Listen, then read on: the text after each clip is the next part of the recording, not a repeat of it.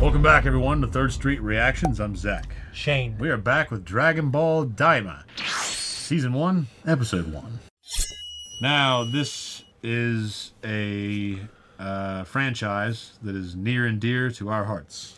You know, if you guys know me from my old channel, I mean, like, it's a special thing to me. I got to watch Super with someone else that we grew up with. Mm-hmm. We all three kind of had our own journey with it. Like, I watched it separately from you two, and I just loved it. Well, the thing is, like, you two had access to it much earlier than I did. I had information about it. Yeah. Before I ever watched it. Yeah, because you were telling me stuff. I knew about Trunks and the heart virus thing, and I remember watching that going, like, why the fuck did you tell me about that? Yeah, because I was seeking the information. I wanted to watch the show because I could not access the show. Yeah.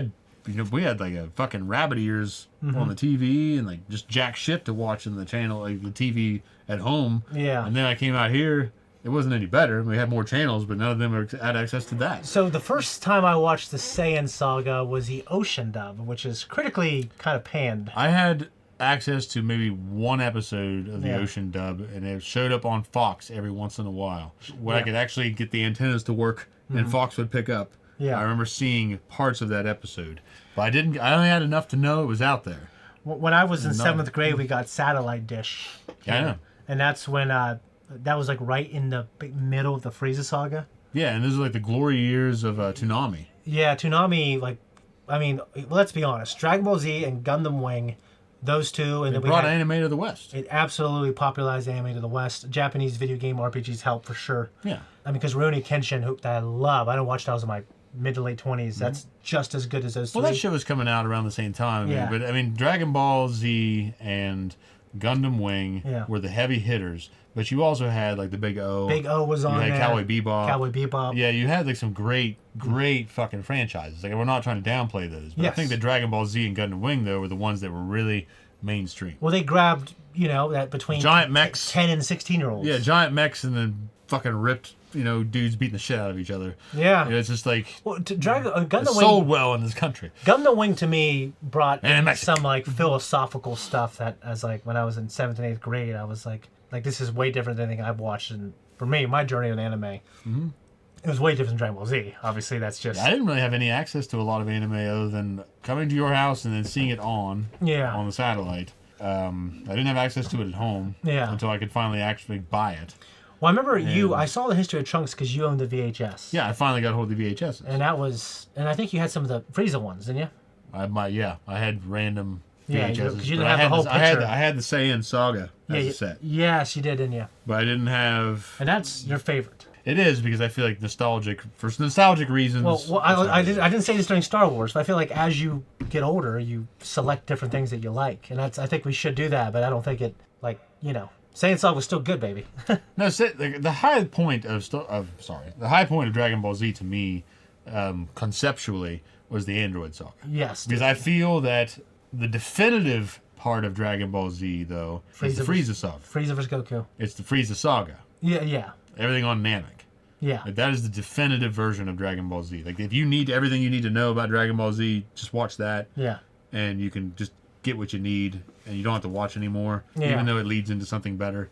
Yeah. But better in terms of it grows, not that it overshadows. Yeah. And the Saiyan Saga to me is nostalgic because you have this, like, I liked, you know, that stage of the villainy and things like that and the concepts, but it escalates and it grows. It plants a very good seed, and it transitions well because it also brings in like a lot of the mysticism. Yeah. The mysticism kind of loses its place in the Frieza Saga and the Android Saga, but it comes back in the Majin Buu Saga. Yeah. They're not very strong, because I feel like that season isn't as strong as others. Yeah, I actually didn't finish it, funny enough. But let me say this about the... I will say, just to finish that thought, Super, it comes back. Yeah, heavily too, in a good way. Yeah, but in a good way. So see, to me, the Saiyan Saga was my least favorite, and I didn't rewatch it for years, but I rewatched Dragon Ball Z Kai with my kids, and I'm trying to think about it a little more maturely and think, you know what, after Dragon Ball, you go to Z, and then you find out, oh, wow, he's an alien. Wow, he's part of the secret race. Wow, he's a brother. That's got to be the coolest thing if you're a Dragon Ball fan, to get into that. It makes it so much cooler. Oh, yeah. Like, it elevates it. Those ideas were first introduced. Well, dude, in terms of concepts, he's And more people, like, dude, Vegeta kills everybody. I know. Like, no one kills as many people as Vegeta. Mm-hmm. Frieza. I mean, for major villains. Yeah, but I think he only killed Krillin, didn't he? Frieza blows up fucking planets. Well, I'm talking about the main characters, yeah. Like, Vegeta killed everyone. Well, Nappa killed Piccolo. Yeah. The Cybermen killed Yamcha. There's Cybermen on... In the Saiyan Saga. Oh, yeah, there was. Was it? Nappa plants the Cybermen. The Cybermen fight Krillin, Piccolo, and Gohan. And I guess I meant I guess I meant Vegeta and Nappa. Both kill more people. Oh, well, yeah, in terms of, like, in that season... Yeah. More main characters die than like in any it's like it's like a bloodbath. Yeah. So I appreciate it so much more as I'm older. Actually, some of the stuff that brought up, obviously. Well, when Raditz showed up and Goku fucking died. Yeah.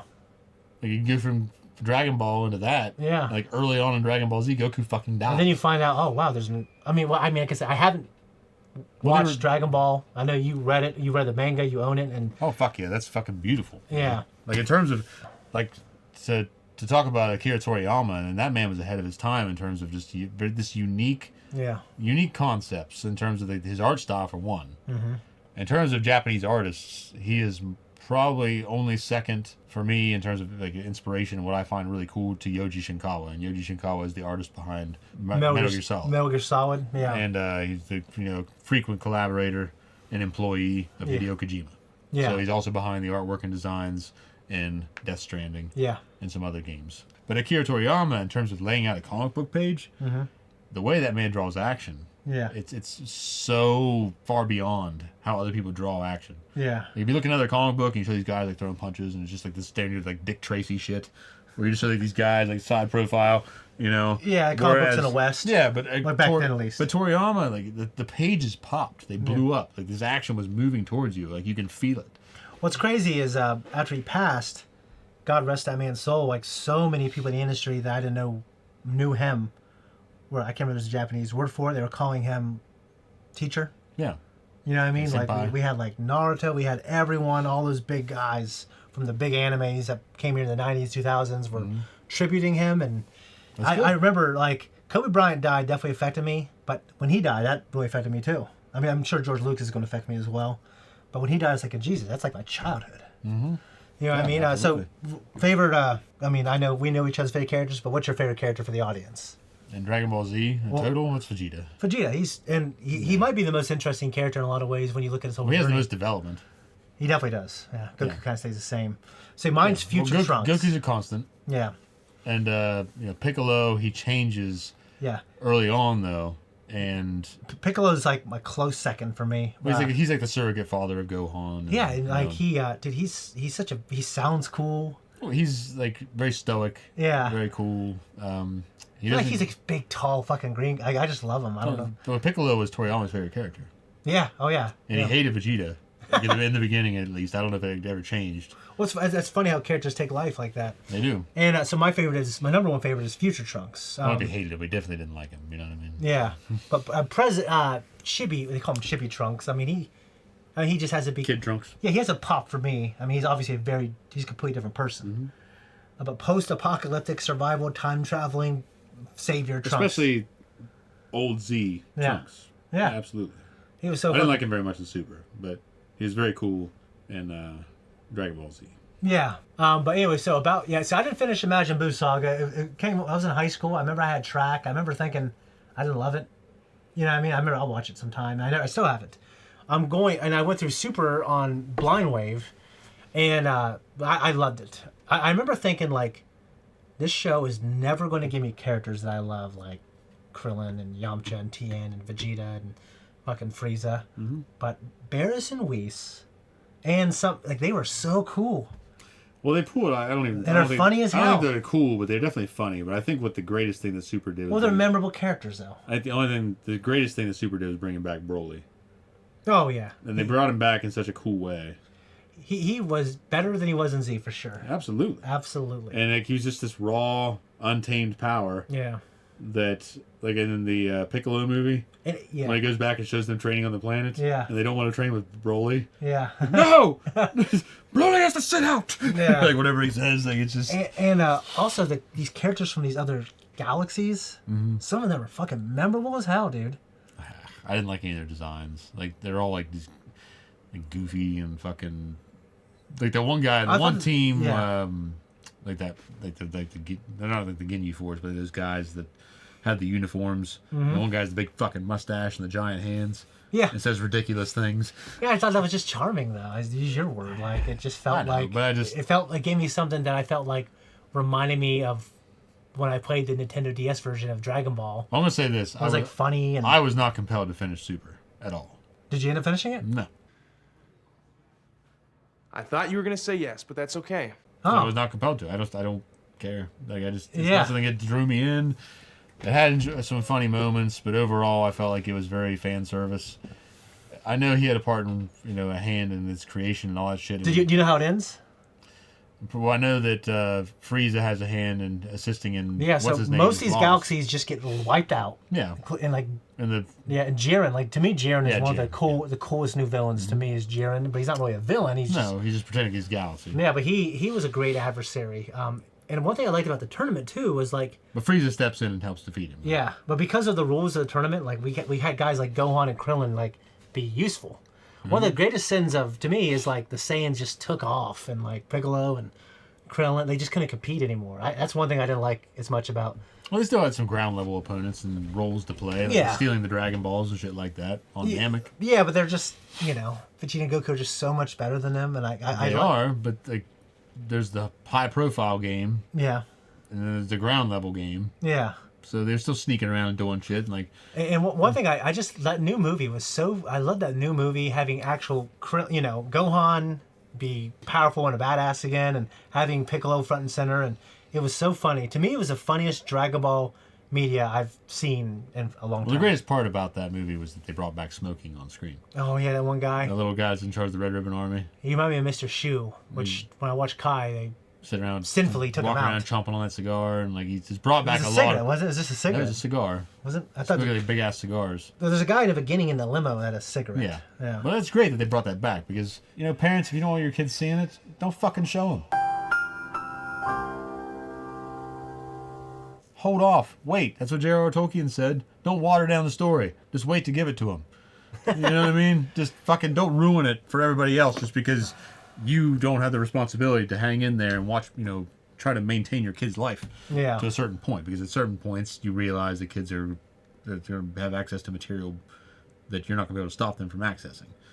Yeah. But especially in this day and age with phones. But the point is, it's great that it's back.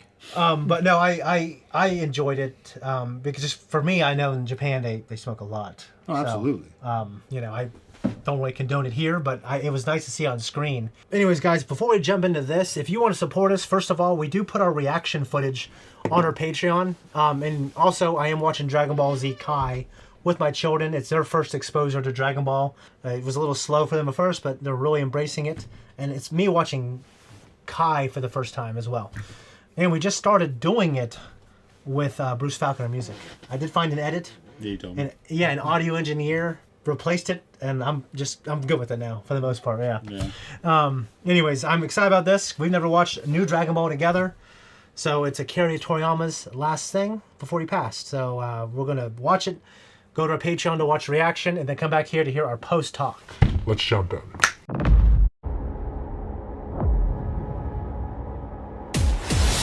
Well, what do you think? Well, a lot of things I liked about it. It's an interesting story. I think we've, overall I liked it. It was good to be back, but it's just. I might be thinking about it a little too seriously, but I'm thinking like, okay, what's this guy's main mission? Like one of the coolest things about this episode to me was kind of recanonizing, which I haven't seen yet, but the fact that the Demon King has like its roots in the demon realm. Yeah, that was really cool. Mm-hmm. And I agree. And like the level of mysticism that we kind of get to see in the Buu saga and a little bit in Super, like not forgetting that. I mean, I came in during the sci-fi era. Yeah. Of like aliens and outer space and all that, and androids. Yeah, but Dragon Ball itself had a lot of mysticism. Yes, and which I missed out on. In the Saiyan saga also. So. Yeah. And they introduced the sci-fi elements, but they still had, Snake Road and all that shit, Snake Way. Yeah. All that So shit. I think to me, I was just, we were spending time with a lot of characters for most of the episode. I didn't really know who they were, and they were a little goofy for me, but they were still cool. You know what I mean? I like the design, and like you said, like I don't have as developed of a palette for art as you for certain things. I just I'm not a big fan of the art after the original Dragon Ball Z. I'm not a big fan of how they tried to sharpen it, because in the intro sequence when it showed that shit like Raditz and Bardock, and it looked crisp. Yeah. And the color palette was good, but I feel like when you see the little kids, for example, when it showed a little bit of Vegeta and Goku compared to how it showed, especially Vegeta when he was young.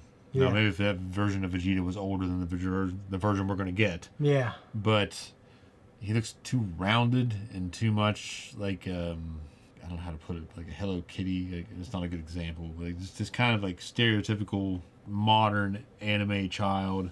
Very circular. Instead of, how in Dragon Ball Z, for instance, Vegeta, even for a long time, he had kind of the cheeks.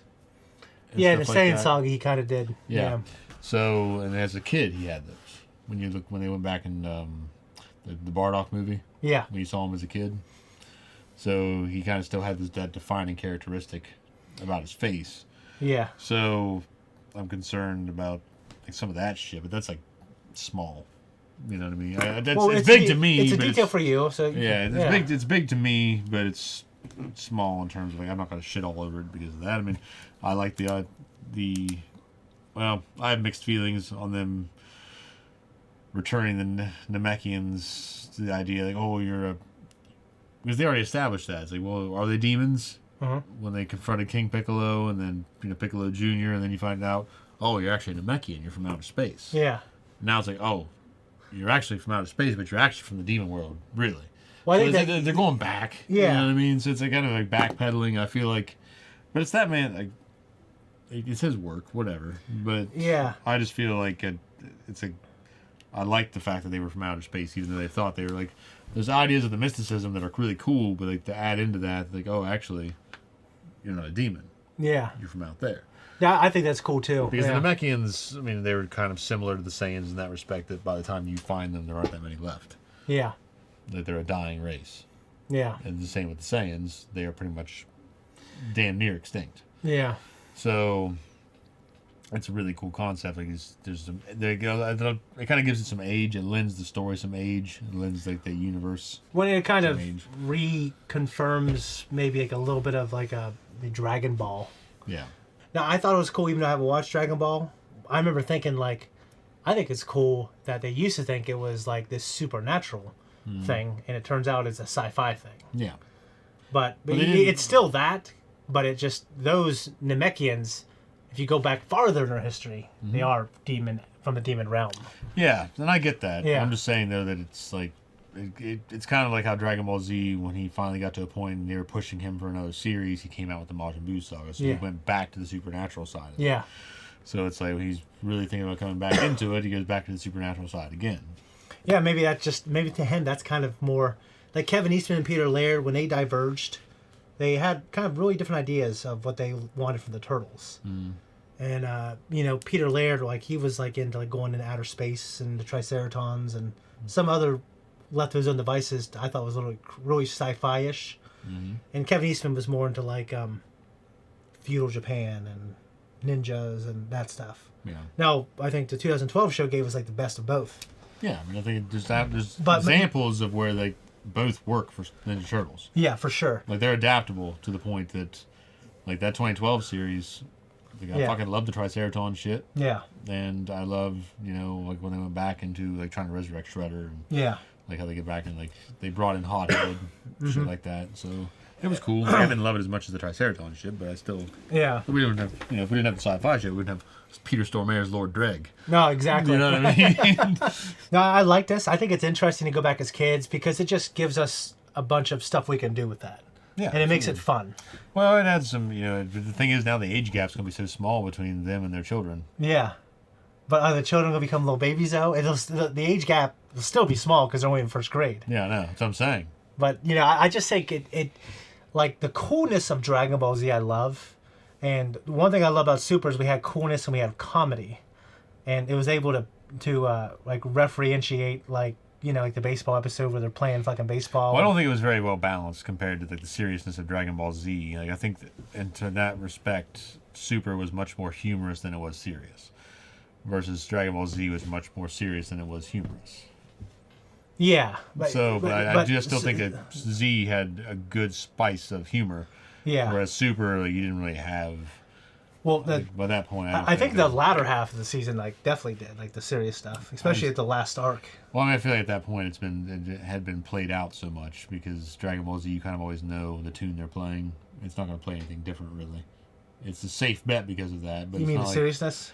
Well, just like, you know, that Goku and them, like, they're not going to fucking go away. You know what I mean? Oh, yeah. It's, you know, it's like Z, I mean, you had these developments and like the characters, the arcs, the story, and like how that was traveling up into the Android saga, and then of course Goku did die. Yeah, he chose to stay dead. Then he chose to stay dead, and he helped his son in that final moments, defeating Cell. Yeah, and then the Majin Buu saga happened, and I will say that it was one of the greatest sins of Dragon Ball Z was flipping Gohan and making him useless again. Because I think that although the same man, he's humorous. I agree, but at the same time, I feel like that was one of the greatest sins Toriyama committed in his work. No, I thought that. I mean, our buddy Jordan, growing up, his favorite character is Gohan by far. Yeah, and he hated him in the Majin Buu saga. Yeah, because he deserved, like, that's one of another friend of ours pointed out to me. He's like, you know, Dragon Ball was kind of Goku's story, then Dragon Ball Z kind of became Gohan's story. Yeah, and how he's handing the baton to his son. Yeah. And his son grew into this powerful man. And he's like, you will be stronger than me. Because Goku started out as this little menace. Yeah. That was still a badass. Yeah. And he stays a badass. Yeah. Whereas Gohan starts out as a bitch. Yeah. And he grows up into a badass. Yeah. And then he turns into a bitch again. So. Well, because I read that he admired Star Wars and the heroes, which wasn't really George didn't come up with the hero's journey. That was Joseph Campbell. Mm-hmm. But that, you know, Luke kind of was this farm boy that whined, and he becomes, you know, he has to face his father eventually, and he has to become an adult. And that's kind of like what Gohan went through. And then, I mean, you know how I feel. Like, Dragon Ball Z is like my favorite out of everything I've watched. I love Super, especially towards the end. I think all of Dragon Ball Z definitely is better than Super.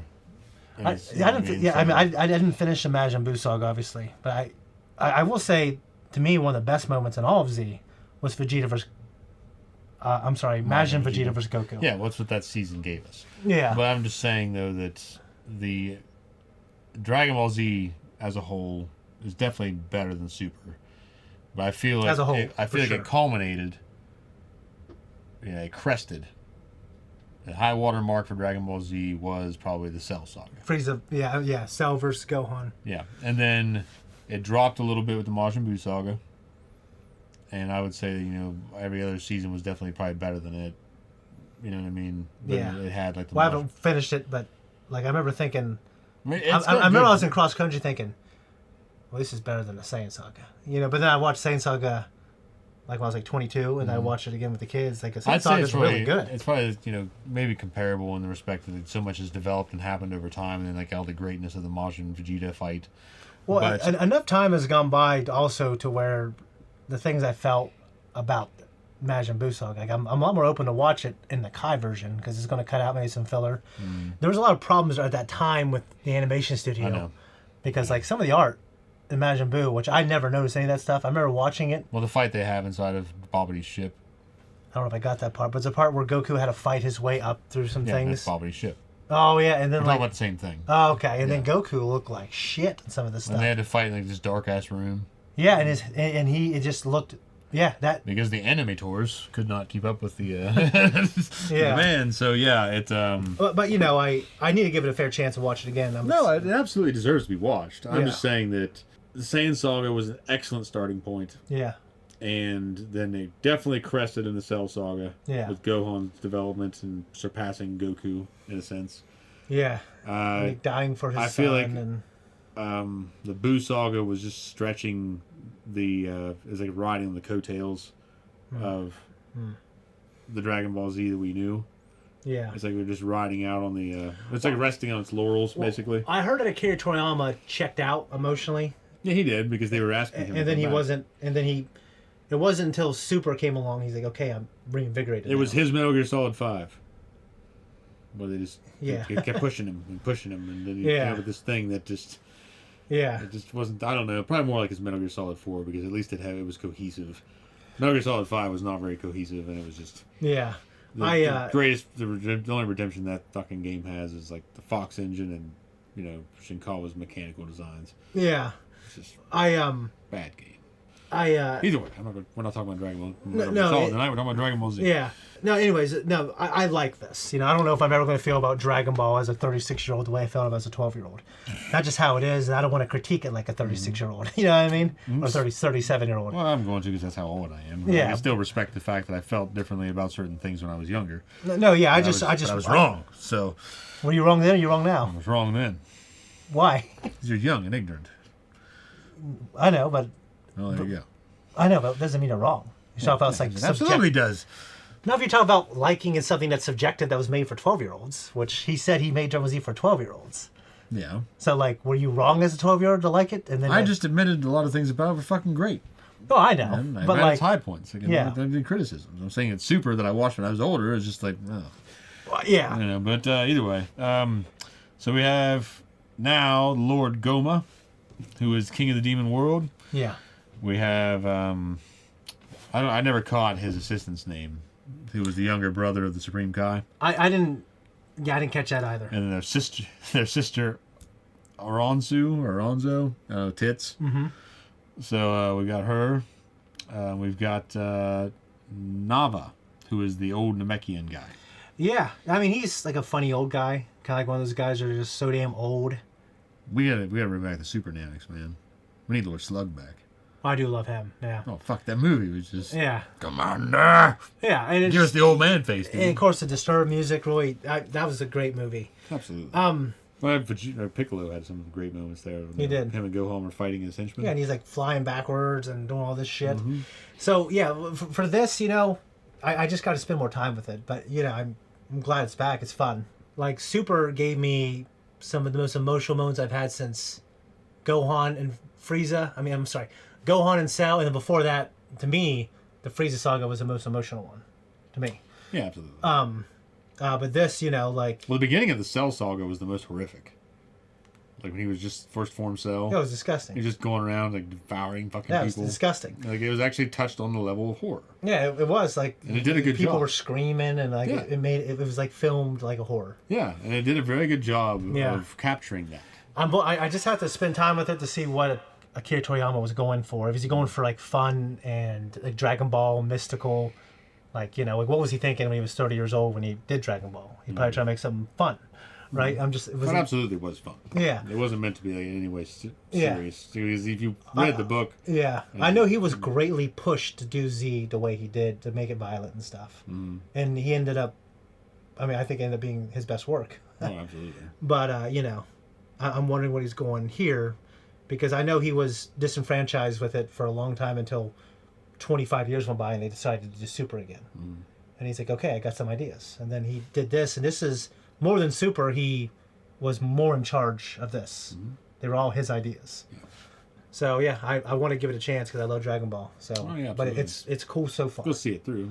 It's cool so far, and I haven't spent a lot of time with the mystical aspect of Dragon Ball, and I look forward to seeing that. So, anyways, I think that's pretty much all I got. Oh, I will say this. I always thought Deborah looked so cool. Deborah was cool. I used to have an action figure of him. I remember. Like, the better years of when the figures actually started getting a little more refined from Bandai. Yeah. And which Bandai still produces the SH Figure Arts figures. But at that time, though, it was a really good sculpt. Yeah, because visibility, articulation was about the same as the old ones. Only his arms moved. Not his legs or anything? If his legs moved, then his outfit prevented them from moving substantially. Oh, okay. Remember that Trunks I had? He looked good. Yeah. Yeah, he looked pretty good. And I remember I had a Frieza that looked pretty good. Mm-hmm. But I remember those early ons. They were not good. They weren't that good. Because you had a bunch of them. I did. I had several. Yeah. And I adored them for what they were. Yeah. because that's the only action figures we had. Yeah. But then I remember when Ames came to town and they started selling Bandai's newer figures, that like they had Nappa. Yeah, and they had the Gundam wing figures. And they were really, like, in terms of articulation, it was like a step way above. Yeah. And then, that was the same line, I think, that Deborah figure came out of. Yeah. And the sculpt was really good. It was a really good looking figure. The face was so good. Yeah. Really good looking figure, but his posability sucked, I think, because his outfit and his tunic. Mm-hmm. Because he only had hip joints. And they were just slotted joints. So it was like a hinge. So his legs just went like this. Yeah, I remember. Yeah. So you didn't know it wasn't like a ball and socket joint or anything. But yeah. The sculpt was really good, though. But, yeah. Yeah, I mean, now it's gone. Lost the time. Yeah, a lot of mine are lost, unfortunately. I wish I still had them. So at least I can try to give them to my kids or something, you know? It'd be better if we kept Pokemon cards and shit. Could have sold that for a fucking... Yeah, my buddy sold them for $22,000. Yeah, that wouldn't be nice. Yeah. One nest egg. Can imagine that. We're idiots. Can imagine that. All right, anyways, look forward to the next one, guys. We're going to try to do these weekly. And we'll obviously have a full length on our Patreon if you want to watch it. But, I think a lot of us was just us trying to, process it. You know what I mean? Yeah, taking it in, seeing what they're changing, what they're doing with it. Yeah. I don't mean to be overly critical. It's just, it's hard for me to resign myself to just viewing. Because I spent so many years with the older show. Yeah, so this is, we're the old fans. Yeah. Really, so. The old guard. But, what's Akira Toriyama? I'm sure there's an older guard, too, that watched Dragon Ball. Probably, yeah. So what's Toriyama trying to say with, his greatest masterpiece, Dragon Ball? Yeah, I mean, the way he started it when he was young and now he's old and he passed away. What was his final thing? That's kind of like my feeling watching this. Well, maybe he was just about to have fun. Maybe, and that's fine. I would just see how we feel. It's certainly pretty much what Dragon Ball was. It was a fun story. Yeah, fun moments, a lot of stereotypical horny humor. Yeah. And shit throughout, and it was. Gus told me it's very different, Shane. It's very different, not in a bad way. It's just very different. It's absolutely very different. But as a comic book, it's fan-fucking-tastic. Yeah. That is a fucking comic book. It is great. Yeah. It stands out there as one of the ones. It's not like Alan Moore, deep. Yeah. Meta shit. It's just this great fucking comic that was written and drawn by a man that was very masterful in terms of his artwork. Yeah. He's a master of his craft. It's just beautiful. Yeah. Like I said, he ranks up there for me as one of the greatest comic book artists, right there with Mike Mignola. Mm-hmm. I know Jack Kirby gets a lot of credit because of just who he was and what he did for the industry. Kevin Eastman and Peter Lair's favorite guy, Jack Kirby. Yeah, and there's a reason for that. There's actually Mignola holds him in a lot of esteem too. Yeah. Especially if you look at Mignola's early shit, and Kirby had no regard for specific anatomy, but he can crank out pages and pages of artwork in a day. Yeah. Which is phenomenal because for me, it's I move like a fucking slug compared to that because I get too caught up in the details. Matt Reeves. Yeah, but he said Batman 2, and he says he's been writing for years. Yeah, but that guy Kirby would just crank out pages of art and then hand it to the writers and say, I don't know, put words on it. You know what I mean? You just crank out this fucking story. That's kind of funny. And here, give it a script. So it's impressive as hell. Yeah. And deserves all due credit. I'm just saying that as far as my favorites, Toriyama, Mignola. Do you feel like if Toriyama, one of his last things he was trying to say about Dragon Ball was to make it more fun than Dragon Ball Z and more like Dragon Ball? And he, Dragon Ball Super, he definitely wanted to be more fun. I don't know. Do you feel like it'd be like a regression for him after watching or do you think it's the two different mediums, for one, because I have not completed reading the Dragon Ball Z manga. I have started buying it. I think I have up to issue 6. Yeah. But I don't have, or 5 or 6. I don't have all of them. It's a very big set. Yeah. But I would like to finish reading it as a comic book because I feel like that's where it started. Yeah. I'd like to see how it was on the page. Yeah. Compared to what we get on the screen because they're very different animals. Yeah. So. But I'm just saying, what Dragon Ball the series is, though. Yeah. Yeah, I mean, do you feel based on what I read, I never watched it. Yeah. I watched the first. I watched a couple episodes. Yeah. And to me, it's when I was watching, I'm this is just like the manga, so I don't want to watch this. Yeah. Because I already have it. But would you feel would you want him to keep doing more stuff like Z, or, as opposed to Super and Dragon Ball? To be perfectly honest, I'd like to let a good thing die. Yeah. Because I want that story and its integrity to remain intact. Yeah. So if you're going to return to it, it better be worthwhile. Yeah. I'm not saying Super wasn't worthwhile. Yeah. Yeah, I'm not. It was a good continuation in terms of it was respectful. Yeah. So that's enough for me. Like, I don't even have to watch it. Yeah. I know from what I watched that it was respectful enough. That Yeah. It didn't draw me in, but at the same time, like, I'm okay with it. Yeah. As a viewer, as a fan. Yeah. But here, like, obviously a little funnier and turning them into kids again. How does that make you feel? Well, it rides on that same message from Super. Like, Super, I feel, was much more humorous than Z. Yeah. In terms of what they were trying to do. Yeah. I mean, we both like their goal was humor. Yeah. Yeah. I think we both like the Piccolo movie, right?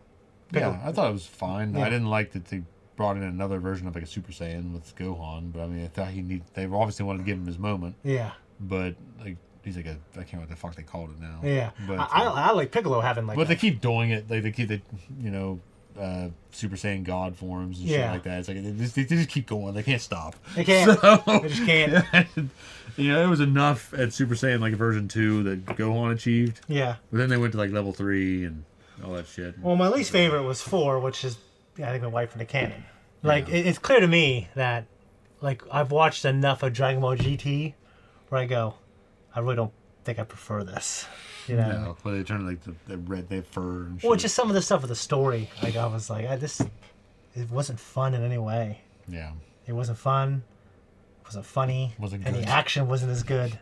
You know what I mean? Yeah, so, it bombed. Anyways, I'm glad he got to start this. I don't know if it's finished. If he was on board with it and he wanted to complete it, I'm not going to criticize him for doing that. It was his work.